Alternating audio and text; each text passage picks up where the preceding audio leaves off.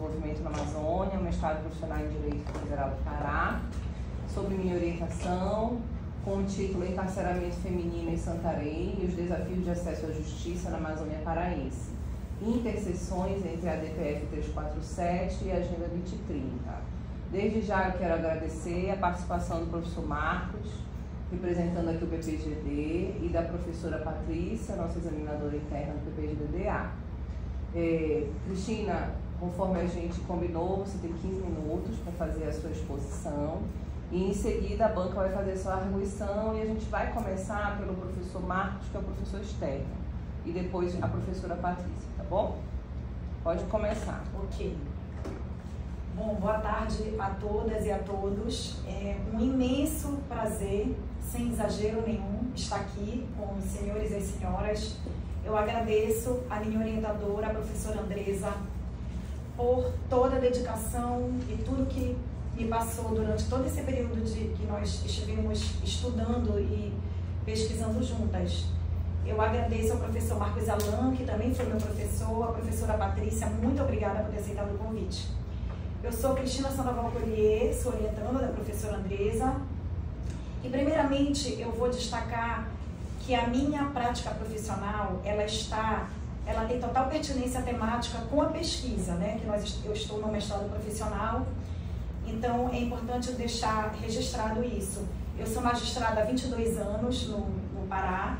Eu estou juíza titular da 3ª Vara Criminal daqui da capital e faço parte do Comitê Estadual de Políticas Penais, que é o comitê instituído pelo Tribunal de Justiça exatamente para propor medidas para enfrentamento da DPF, do estado de coisas inconstitucional, que foi declarado na DPF 347.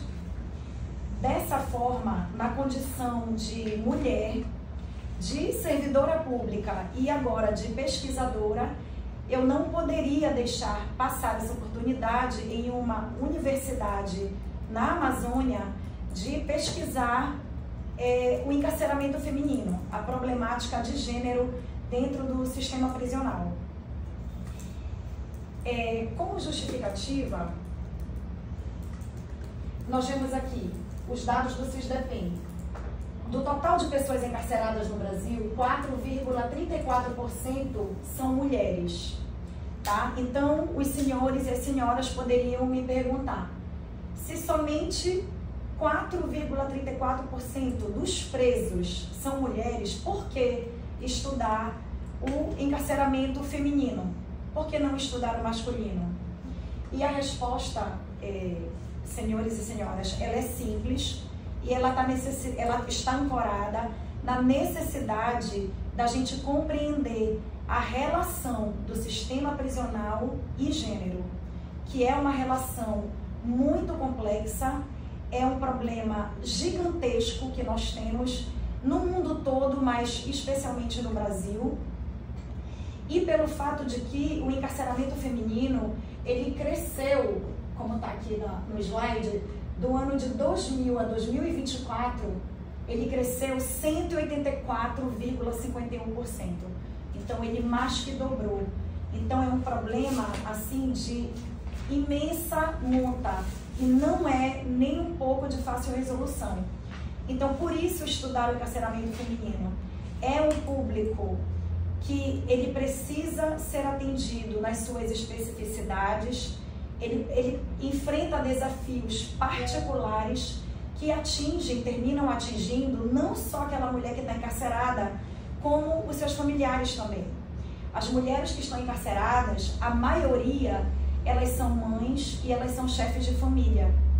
E isso desestrutura. O encarceramento, ele causa uma desestrutura familiar e que atinge os inocentes, que são os filhos e são seus dependentes.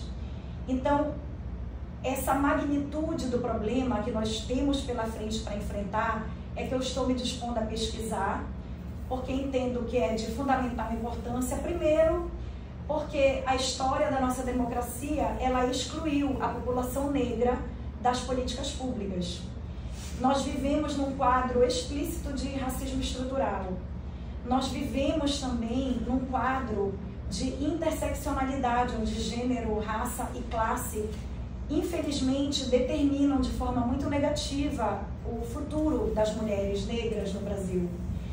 E os dados do CISDEPEN também nos demonstram que quem está encarcerado são as mulheres negras, é a população de baixa renda, e nós precisamos, pelo menos, fomentar o debate, começar a pensar realmente em medidas, né? Eu não digo soluções, mas medidas, estratégias que possam tentar amenizar o problema. Essa pesquisa, ela tem relevância no contexto amazônico, por quê? Porque além de tudo isso, de todos esses desafios enfrentados pelas mulheres encarceradas, nós ainda temos o plus de ser na Amazônia. Santarém, que é o presídio que eu estou me dispondo a pesquisar, ele fica no meio da Amazônia, ele fica numa região longínqua, remota, com infraestrutura muitas vezes precária, com falta de conectividade. Esse isolamento geográfico, ele termina sendo intensificado para essas mulheres que estão no cárcere, porque muitas são ribeirinhas, muitas são quilombolas, algumas também vêm de população indígena. Então tudo isso são grandes desafios que reforçam esse ciclo de vulnerabilidade dessas mulheres. A escolha do presídio de Santarém, ele é o terceiro município mais populoso, né, do nosso estado, ele fica atrás de Belém e de Ananindeua. Ele tem uma importância geopolítica significativa, porque ele é o principal centro financeiro do oeste do estado, e ele tem uma localização estratégica. Ele fica na confluência do rio Tapajós com o rio Amazonas. Então, isso faz dele, isso é um prato cheio para se tornar rota de narcotráfico. Tem uma matéria no G1 que eu pesquisei recentíssima, que foi feito um estudo. O ano de 2024, no ano de 2024, Santarém aparece como o principal município que teve maior apreensão de número de drogas pelo Comando Regional da Polícia Militar. Então, realmente, o tráfico de drogas ali, ele é intenso. E ele não ocorre somente em nível nacional. Há o escoamento de drogas em nível nacional, mas também para outros países, em razão da extensa rede fluvial que facilita o transporte das substâncias entorpecentes. E isso tudo, o que tem a ver com o encarceramento de mulheres? Tudo, né? Porque as mulheres que estão encarceradas, a grande maioria é por crimes ligados a tráfico de drogas. Na prisão feminina de Santarém, ocorre uma reprodução do que ocorre em nível nacional. A gente encontra isso em nível nacional, mulheres negras, pobres e presas por crime de tráfico. E é exatamente isso que ocorre regionalmente e localmente em Santarém.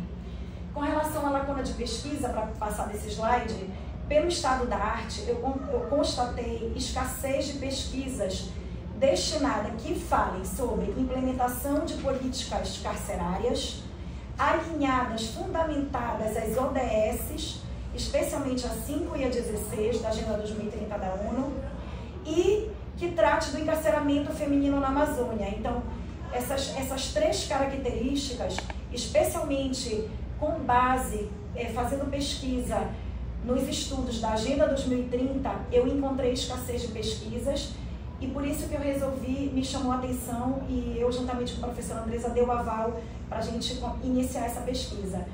Eu espero que a minha pesquisa ela venha a ser muito mais do que uma análise quantitativa. Eu espero conseguir encontrar um caminho para dar visibilidade ao problema, compreender as interseccionalidades que atravessam essas mulheres e promover o direito de acesso à justiça. A problematização.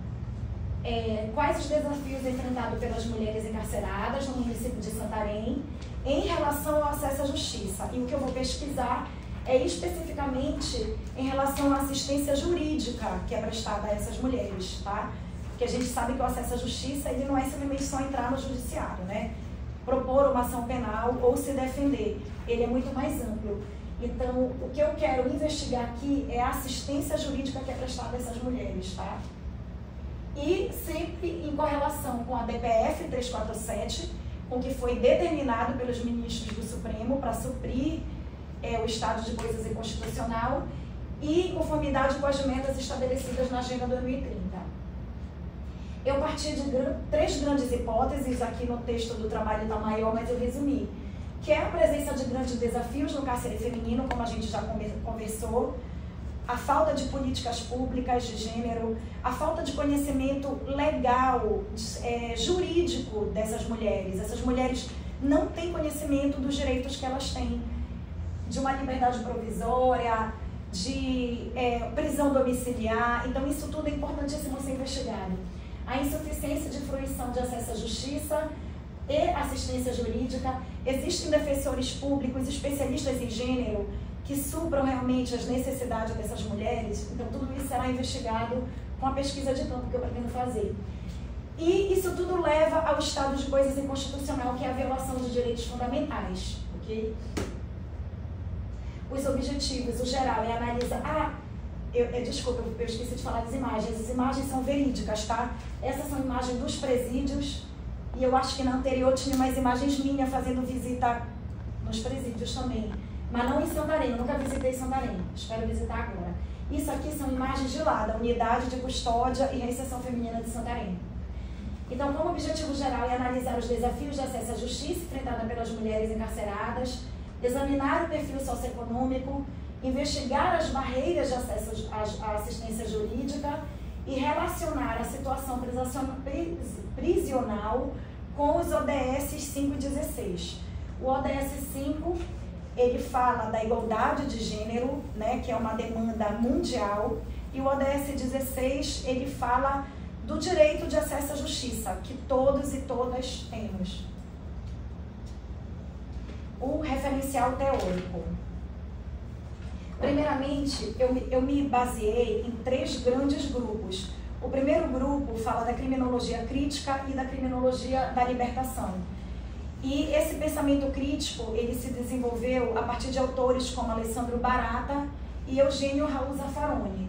Temos outros também, claro, Foucault, Elbert Balcarcer, que eu tive o privilégio de ter contato na disciplina do professor Marcos Alan.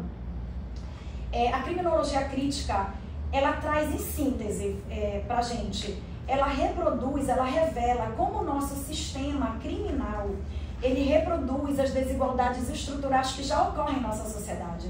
E elas continuam a ser reproduzidas dentro do cárcere. Ele nos demonstra que o sistema criminal, o sistema penal, ele não é um simples aparato de punição, mas ele é um aparato muito maior, tá? Que tem um objetivo muito maior, que é sustentar as ideologias sexistas, racistas e capitalistas. Ele estuda também a relação da criminalização com as agências de controle e estuda aquelas pessoas que são criminalizadas. O feminismo negro, ele nos aborda, ele nos traz a abordagem que ela não deve ser universalista, as especificidades das mulheres negras encarceradas devem ser examinadas de uma maneira que seja mais direcionada para que não haja universalização das mulheres.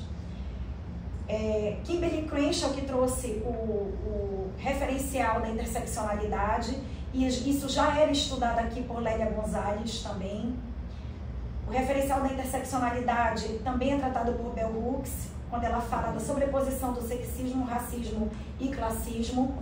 Com relação ao direito de acesso à justiça, nós temos, eu coloquei vários ali, inclusive ali também está o referencial da Agenda 2030 e que trata da DPF 347, porque tudo eu coloquei num grupo só, porque o direito de acesso à justiça ele está ancorado na Constituição Federal, no artigo 5º, inciso 35, quando fala que a lei não excluirá da apreciação do Poder Judiciário lesão ou ameaça a direito. Ele também está na Lei de Execução Penal, que garante assistência jurídica gratuita às mulheres presas, sejam elas provisórias ou condenadas, e a gente também encontra na ADPF 347, a fundamentação dos ministros também é com base no direito de acesso à justiça, por isso que eu coloquei ali. E a Agenda 2030 também é um instrumento que fundamenta, exatamente por causa do ODS 16 e as suas submetas. Mauro Capelletti e Brian Gard, eu não poderia deixar de citar, eles destacam que o acesso à justiça ele é muito além do simples acesso ao judiciário. Então, de forma que esse é o referencial. A metodologia, ela é qualitativa, com abordagem indutiva. Eu vou me utilizar de dados estatísticos, eu vou fazer análise documental, entrevistas com as detentas, juiz, servidores da penitenciária, advogados ligados a direitos humanos, para investigar toda essa problemática do encarceramento feminino e se o direito de acesso à justiça está sendo respeitado. Participarão mulheres que estão encarceradas desde 2023 até 2025 e respeitando 30% de cada grupo, 30% de provisórias e 30% de condenadas. O projeto de intervenção. O meu projeto de intervenção, eu pretendo fazer um documentário, cujo nome será Entre Grades e Raízes. Eu pretendo capturar de forma simbólica exatamente a relação dessas mulheres no sistema prisional. As grades significam o poder repressor e as raízes significam a origem dessas mulheres, a identidade dessas mulheres, para que não se perca, mesmo elas estando em isolamento e longe da família e da sua comunidade. Com relação aos resultados esperados, o documentário, eu pretendo usá-lo porque eu entendo que ele dá uma maior visibilidade e ele alcança as pessoas de uma maneira que os relatórios escritos e talvez a minha dissertação não alcance. Eu entendo que é muito mais fácil as pessoas sentarem para assistir o documentário que vai ser produzido do que eles pegarem a minha dissertação de não sei quantas páginas e ler do início ao fim. Então, com isso, eu pretendo causar uma conscientização social, eu pretendo atingir os poderes públicos, o poder judiciário, promovendo mudança de mentalidade. Muitos de nós, raramente, quem não é ligado à área do direito criminal sabe qual é a penitenciária feminina mais próxima do senhor e da senhora. Então, não são todos que têm essa conscientização dessa importância de saber o que acontece dentro do cárcere. Então, é isso que eu espero. Eu já fiz o protocolo de requerimento de pesquisa junto à EAP, que é a Escola de Administração Penitenciária, desde dezembro de 2024, porque eu preciso ser autorizada a ingressar no presídio como pesquisadora. Cristina, entra no teu... Vai lá na tua apresentação, porque o Marcos está vendo só a justificativa ainda, ele não viu os outros slides. Foi. Tá bom. Vai lá para a tua apresentação. Isso. Não, mas tá tudo bem, Tá? tudo bem, eu estou acompanhando. Então vai. Segue. Tá, já estou acabando. Isso. Aí eu tenho uma última frase. É possível verificar que sempre se reprimiu e controlou de modo diferente os iguais e os estranhos, os amigos e os inimigos. A discriminação no exercício do poder punitivo é uma constante derivada de sua seletividade estrutural. Isso quem falou foi Zaffaroni. Gente, muito obrigada. Obrigada, Cristina. Então, eu vou agradecendo a Cristina pela apresentação objetiva. Eu vou passar logo para o professor Marcos fazer o seu questionamento. Vocês conseguem me ouvir bem? Tá, me dá só um minutinho para eu te colocar na tela. Você está dando um retorno aí, né? Está dando retorno? Tem algum computador a mais?